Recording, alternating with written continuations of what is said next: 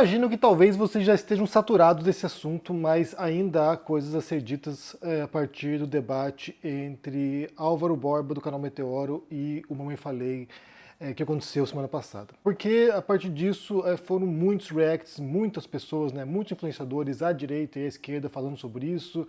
Eu vi posições da esquerda contra o Álvaro, sabe, questionando a participação, ou por que ele participou, ou que desastre. Eu vi posições da esquerda defendendo o Álvaro, dizendo que foi um sucesso completo e que ele destruiu o Mamãe Falei. Vi posições da direita celebrando a vitória do Mamãe Falei, mas majoritariamente a gente mencionou aqui que a posição mais corrente é que foi bem ruim para o Álvaro, né? Só que o Mamãe Falei, ele agora está se achando o grande debatedor da humanidade, né? Então, assim, ele está fazendo uma série de vídeos ali, chutando cachorro morto agora e sobrou para todo mundo, né? Então, assim, ele fez um vídeo ontem no qual ele fez um react, né? Não vou falar que é uma análise, porque não foi uma análise, mas um react de canais de esquerda que abordaram esse tema, e ele falou do meu vídeo aqui, e eu quero pegar um ponto no qual ele volta à questão da esquerda, para você ver como esse cara não aprende, né? Ele não aprende, ele não revisa os conceitos dele, ele não tem essa capacidade de perceber que ele estava errado. Então, assim, vamos pegar esse ponto aqui para pensar sobre isso. Mas antes de entrarmos nessa questão, eu quero ainda responder os MBListas que vieram em peso aqui no comentário. Muita gente veio comentar meus vídeos recentes, e aí sobre a questão do debate por escrito. E para falar sobre o debate por escrito, eu quero pôr para vocês aqui o Paulo Cruz falando com o Ricardo Almeida, que foi quem debateu comigo por escrito, né? O Mamãe Falei botou um preposto para debater comigo, porque ele não teria capacidade, então ele botou lá o preposto para debater sobre ideia de fascismo, o que é fascismo. E aí o Paulo Cruz, que é atualmente do MBL, né? Eu acho que é uma coisa recente, ele não era do MBL antes, mas agora ele se aproximou do MBL, o Paulo Cruz falando sobre debate por escrito. Vamos ouvir juntos aqui. Eu não me sinto preparado para esse tipo de confronto, assim, de sentar com a pessoa e ficar tal, pá. Eu não sei. Tá? É difícil? É difícil. Eu acho que exige... Eu gosto de escrever, então, assim, eu gosto de debater por escrito. Por escrito eu até consigo, mas, assim, é preciso ter habilidades que o Arthur tem bastante, que o Kim tem bastante, e que eu não acho que eu tenha. Agora eu gostaria de ver os MBListas ou Mamãe Falei chamando o Paulo Cruz de covarde, de bundão, de arregão, porque prefere escrever um debate, né? Prefere fazer por escrito o debate. Eu entendo Paulo Cruz porque aqui a gente fala de competência, a gente fala aqui daquilo que você sabe ou daquilo que você julga fazer melhor, daquilo que você acha que você domina. Então, assim, se você pega, por exemplo, lá, fala para um bailarino, olha, eu quero que você toque piano, cara, mas eu não sou pianista, eu sou um bailarino. Você pega lá, sei lá, um cineasta e fala, agora escreva um romance, o cara fala, mas eu não sou um romancista, eu não sou um ficcionista, eu sou um diretor de cinema. Então, assim, cada pessoa trabalha em seu campo específico, tem competências específicas para poder, sabe, desenvolver certas ideias ou certos conceitos, ou certo ideal de criação em certo formato e não em outro. Por exemplo, no meu caso aqui, eu sou escritor há 24 anos, escrevo ficção, escrevo não ficção, é aquilo que eu faço, é a minha carreira, e eu só vim para o YouTube aqui para poder encontrar uma audiência para os meus textos escritos. Então, assim, eu não sou um youtuber que escreve, eu sou um escritor que veio para o YouTube em algum momento e encontrei o meu público aqui. Então, para mim, sempre foi muito difícil, sempre foi um desafio tremendo estar aqui no YouTube, fazer vídeo. Eu achava que com o tempo ficaria mais fácil, mas não, é cada vez mais difícil. Tem dias aqui que me dá calafrio só de pensar em ter que sentar e gravar um vídeo. Então, assim, para mim isso aqui é um tremendo desafio pessoal. Eu detesto fazer live, eu detesto estar em podcast, né? Eu já fui no podcast uma vez, eu não consigo imaginar alguém que fique 4 horas falando no podcast. Para mim isso aí seria um suplício, seria, sabe, de fato algo bem fora, bem contra a minha natureza. Eu prefiro estar com meus livros no meu cantinho, sentado, pensando, refletindo, analisando, escrevendo, que é a minha profissão, que é a minha carreira. Hoje em dia o YouTube também é meu trabalho, então eu tenho que fazer conteúdo aqui. Mas se eu tivesse a escolha de só trabalhar com escrita, eu só trabalharia com escrita porque é aquilo que eu julgo fazer bem, é aquilo a qual eu me dedico, é aquilo que me dá realização, me dá prazer, me dá satisfação. Então, quando eu fui desafiado para o debate, como eu falei, o que eu pensei foi a primeira coisa, eu vou puxar ele para o meu campo, eu vou puxar para o espaço no qual eu domino. Não vou jogar na arena dele, não vou jogar no campo dele, não vou jogar naquilo que ele julga fazer bem, vou jogar no meu campo. E aí rasteio ele para cá. Só que aí você percebe a falta de honestidade intelectual, porque ele poderia dizer, olha, por escrito não vou conseguir fazer, não sei fazer, nunca escrevi um texto na minha vida, não sabe, sou semi-analfabeto, sei lá. Poderia dar uma desculpa, poderia, sabe, justificar e não participar disso. E o que ele fez foi pôr o preposto, sem avisar, sem, sabe, divulgar isso antes. Ele participou do debate como se fosse ele debatendo, quando na verdade quem estava debatendo comigo era o Ricardo Almeida. Então, assim, faltou aqui honestidade, autenticidade intelectual para poder reconhecer que não era o campo dele. E seria tudo bem se ele falasse, olha, não me sinto qualificado e competente para debater por escrito. Quer debater com o Ricardo Almeida? Eu falaria, quem é o Ricardo Almeida? Eu não sabia quem era. Então, assim, quem é o Ricardo Almeida? E você me desafiou agora a passar a bola para outra pessoa? Bem, aí não sei. De qualquer maneira, o Paulo Cruz pensa do mesmo modo, eu compartilho a ideia dele, eu acho que, embora o Paulo Cruz também fale, né, na câmera, também se comunique em vídeo, imagino que ele se sinta mais confortável com o trabalho, né, com o rigor do texto, com a possibilidade de você poder analisar, investigar, sabe, ler as coisas, trazer referências. Então, assim, é um modo de trabalhar, é um modo de você produzir conhecimento e é um modo de você, inclusive, debater ideias de outras pessoas, de outros autores, sabe, criar conceitos e refletir sobre eles. Então, primeiro ponto. E aí o segundo ponto foi o react do Mamãe Falei de ontem. Ele fez um react de quase 4 horas, 3 horas e meia, vendo vídeos de muitos youtubers de esquerda. E aí um desses vídeos foi o meu, no qual eu comentei, né, foi o primeiro vídeo que eu fiz sobre isso, no qual eu comento ali que o Álvaro tinha ido muito mal, porém, se ele houvesse entrado na esfera dos conceitos, talvez ele tivesse se saído melhor contra o Arthur. A gente não acredita nesse tipo de política, né, que vocês fazem, que é comprando imprensa, comprando academia, comprando influenciadores. A esquerda. A esquerda faz isso, cara. Vocês dominaram o cenário político dos últimos 50 anos fazendo isso. A esquerda? Sim. O que é a esquerda? O que é a esquerda? Puta, cara, que bela pergunta, cara. Deixa eu pensar aqui um pouco pra te responder. A esquerda são as pessoas que acreditam em planejamento centralizado e elas acreditam, acima de tudo, que os fins justificam os meios. Pausa aí. Não tá bom, cara. Pausa aí, não é isso? A esquerda não acredita em planejamento centralizado? Não é exatamente isso que a esquerda quer? Ah, para distribuir renda, para ter mais igual. Não interessa. A esquerda, você pode falar que a minha definição está incompleta, e tá mesmo. Eu dei dois conceitinhos ali, né? Eu não queria fazer um ato descritivo de toda a esquerda. Agora, você vai falar que tá errado? Ah, e os fins justificam os meios? Tá errado, na verdade tá errado porque isso reflete uma parcela minúscula do que seriam as ideias de esquerda. Inclusive, essa ideia de Estado centralizado também existe em certos movimentos, em certos segmentos, em certos corpos ideológicos da direita. Aqui vale mencionar, né, a bússola política, que não é precisa, que não é, sabe, não é aceita por todo mundo, nem todo mundo gosta dessa bússola política, mas você tem ali dois eixos, né, que é um eixo econômico e um eixo político, e aí você tem nessa bússola política uma visualização, né, uma representação visual de como as ideologias se localizam. Eu vou pôr para vocês aqui um exemplo, né, de onde se localizam as posições, e você tem, de fato, perspectivas, ideologias de esquerda que são centralizadoras, que têm a ideia de um Estado centralizado e também tem uma ideia de restrição de liberdades, né? Então, assim, para poder direcionar, que seria lá, os fins justificam os meios. Então, há visões assim. Há pessoas que hoje acham, não, você tem que suprimir o diferente, você tem que suprimir quem pensa diferente, você tem que suprimir vozes discordantes, vozes de direita, né, sabe, os fascistas, porque num Estado ideal, né, sabe, numa sociedade ideal, você teria uma visão predominante de esquerda e para isso você teria que suprimir vozes discordantes. Mas também existe uma esquerda, que talvez seja a principal esquerda, né? Talvez seja mais representativa, inclusive, que é uma esquerda libertária.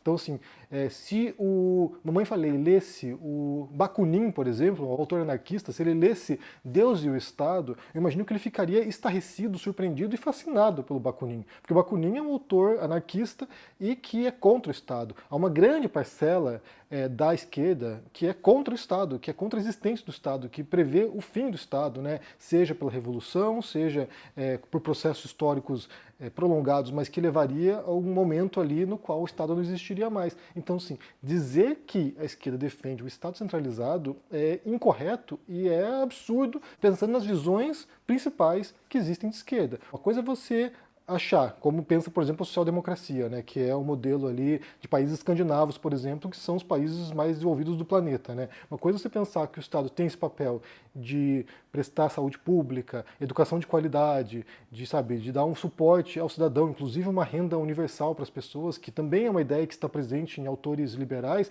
Uma coisa é você dizer que o Estado tem esse papel, outra coisa é você dizer que é uma economia planificada como havia na União Soviética, por exemplo. Então, assim, aquele modelo soviético ali é algo muito específico, que não é defendido por todo mundo que é da esquerda, pelo contrário, é por um segmento bastante específico. Então tentar qualificar o debate esquerda e direita com base nisso é um erro tremendo, até porque nessa bússola política também tem movimentos de direita que são centralizadores. O fascismo, por exemplo, era assim, né? O fascismo, o nazismo, movimentos de direita, a extrema-direita, que tinha o Estado centralizado, tinha um controle forte do Estado sobre a economia. Então, aqui você tem essa ideia, sabe, bizarra, incorreta do que seria a esquerda. Se você pegar, por exemplo, a definição do Norberto Bobbio, que é uma das mais utilizadas, você percebe que a questão ali tem a ver com a perspectiva sobre a desigualdade. Nesse caso, a resposta do Álvaro também não é muito correta, né? Porque o Álvaro fala assim que tem a ver com críticas ao capitalismo. E isso não é tão preciso assim, porque você pode ter críticas ao capitalismo vindo da direita, mas a interpretação mais corrente do que seria esquerda e direita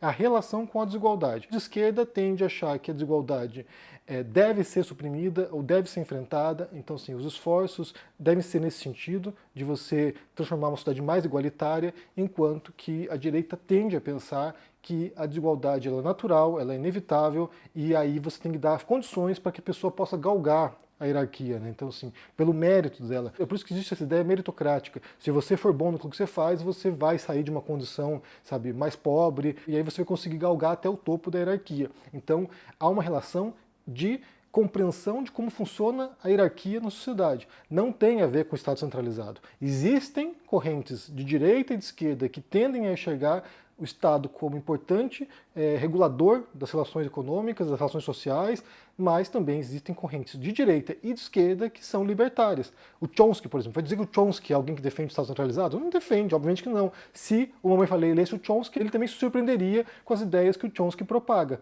Então, assim, aqui você tem uma pessoa que tem uma compreensão muito pobre, muito deficiente do que é o embate no qual ele está participando. Ele é alguém que está nesse embate, né? Ele se vê como representante da direita liberal, ele está num embate no qual ele nem sequer compreende aquilo que ele está enfrentando. Ele acha que ele está enfrentando uma esquerda que é, sabe, stalinista, quando na verdade boa parte da esquerda não defende aquilo que ele acha que a esquerda defende. Também via Espectro Cinza falando que, isso aí foi um juízo de valor que você fez. Não, não foi.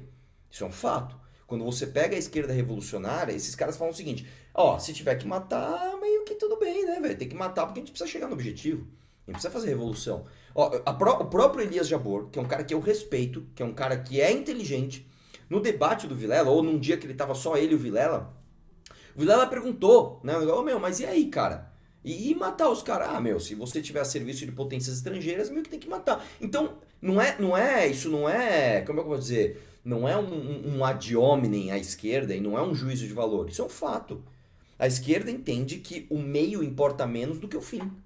E o conservador não. O conservador fala, eu entendo o fim que você quer chegar, mas... Mais uma vez você vê como uma distorção, né? Como há essa tendência de vilanizar quem pensa diferente, né? Nesse caso aqui, qualquer grupo sectário, qualquer grupo que está preso num dogma ideológico, né, num dogma político, vai achar que a supressão do diferente acaba sendo necessária para que você atinja seus objetivos. Qualquer grupo fanatizado vai pensar que os fins justificam os meios. Então, sim, um grupo religioso fanático vai achar isso. Um grupo fanático político vai achar isso. E, nesse sentido, religião e política são muito semelhantes. Então, sim, grupos fanáticos, eles são intransigentes, eles são intolerantes e eles são, sim, capazes, se chegarem ao poder, de perseguir oposição. Então, sim, isso aqui não tem nenhuma relação com o fato de ser esquerda, que tem relação com o fato de ser um fanático. Um fanático de direita, um fascista, um nazista, pensavam desse modo. Um nacionalista extremado que chega ao poder pensa desse modo. Então, assim, não é uma relação aqui de esquerda e direita. E é claro que é muito mais fácil você ver o cisco no olho do outro do que você ver a trave no próprio olho, né? Então você vê os defeitos do outro, mas você não vê os defeitos do próprio grupo. Então, isso aqui tem muito a ver com vieses psicológicos, na verdade, até onde eu entenda, né? Então, assim, é claro, né? Ele vai ver todos os defeitos possíveis nas ideias e nos movimentos de esquerda, mas não vai ver, ou vai ver poucos defeitos no próprio movimento, nas próprias ideias que ele propaga. O meio pelo qual você vai chegar lá é igualmente importante, tá? Vai lá. E outra coisa também. Só pode vir outra coisa, pausa aqui. O Álvaro vai falar que quem entende-se de esquerda, ele até se for amalgamar, né, quis dar uma de intelectual, quem tem crítica, quem percebe que o capitalismo tem problemas. Então eu sou de esquerda? Sim, o capitalismo tem problemas, mas não existe nenhum outro método melhor do que esse. Parafraseando Winston Churchill, né, que ele falou da democracia, eu diria para você que o capitalismo é o pior sistema de propriedade do mundo, com exceção de todos os outros. Não é verdade isso? Eu sei que tem problemas, claro que tem problemas. Agora, as soluções que vocês propõem à esquerda são piores do que qualquer método capitalista. Aí vale pensar no que ele entende como soluções da esquerda, né? Quais soluções da esquerda são piores do que as que ele propõe. Então, assim, uma renda básica universal, por exemplo, uma proposta corrente em muitos países, em muitas democracias sociais que existem hoje. Por que ela seria pior do que deixar pessoas na miséria, pessoas passando fome? Então, assim, qual seria a lógica aqui? Quais soluções que ele entende aqui que são piores do que outras soluções que o MBL propõe, por exemplo? E aí é claro que a gente tem que entender que essa visão de crítica ao capitalismo, como eu falei, ela também é incorreta, porque você tem críticas ao capitalismo de diferentes frentes, diferentes grupos, né? Inclusive algumas achando que você tem que ser mais livre, né? Então, assim, o capitalismo como existe hoje, em regimes, em sistemas mistos, deveria ser mais livre, o laissez-faire, por exemplo. E, por outro lado, você tem a esquerda radical, ou a extrema esquerda, que é anticapitalista. Ela não é apenas crítica ao capitalismo, ela deseja o fim do capitalismo, deseja a superação do capitalismo para um sistema que eles pensam que seria melhor do que o atual. E aqui, nesse caso, daí o Álvaro tem razão, porque você tem movimentos da esquerda, que é a esquerda progressista, que acha que você vai, por incrementos, né, gradualmente, aprimorando o sistema de modo a se tornar mais humano, de modo a se tornar menos desigual, porque aí tem relação com a desigualdade, e você tem uma esquerda radical, uma esquerda revolucionária, que não é progressista, que entende que para poder chegar nesse objetivo é necessária uma ruptura. Então, assim, você interrompe esse processo, você acaba com o capitalismo e você cria nova sociedade. E daí chegamos a esse objetivo, né, que seria um objetivo final, possivelmente. Mas aí é uma divergência, inclusive uma divergência brutal entre esses dois grupos, né? Há um confronto entre esses dois grupos. Não há acordo entre a esquerda progressista e a esquerda radical em muitos elementos, e a esquerda radical tende a dizer que a esquerda progressista compactua com a direita e com a extrema-direita. Então, botar todo mundo no mesmo balde é um tremendo de um equívoco e é uma tremenda de uma incompreensão de como se dá a divisão ideológica, sem contar que existem inúmeras posições à esquerda e à direita que são muito distintas entre si, com pautas diferentes entre si e com soluções completamente diferentes para a sociedade. Então, assim, dizer que as soluções da esquerda são ruins em relação às da direita, quais delas? De quais grupos? De quais movimentos específicos? De quais conjuntos ideológicos? Porque são dezenas, talvez centenas de ideias de esquerda que são distintas. Mais uma vez, repito aqui, é um cara que é incapaz de revisar sua posição e de compreender onde está errado. E de aceitar a crítica num ponto específico aqui. Foi um bem específico, inclusive, né? Então, assim, não aprende.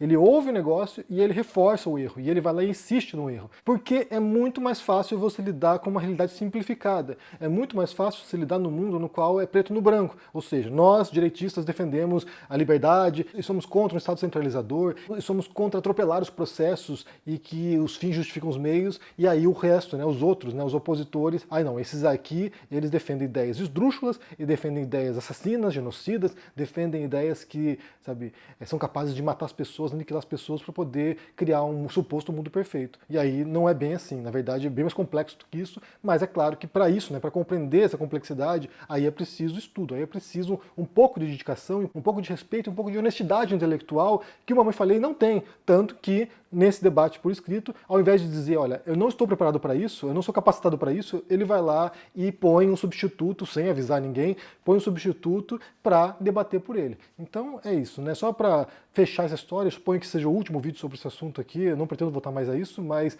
só para poder encerrarmos aqui essa história de como é uma pessoa que é incapaz de aprender, de ouvir o outro lado, é incapaz.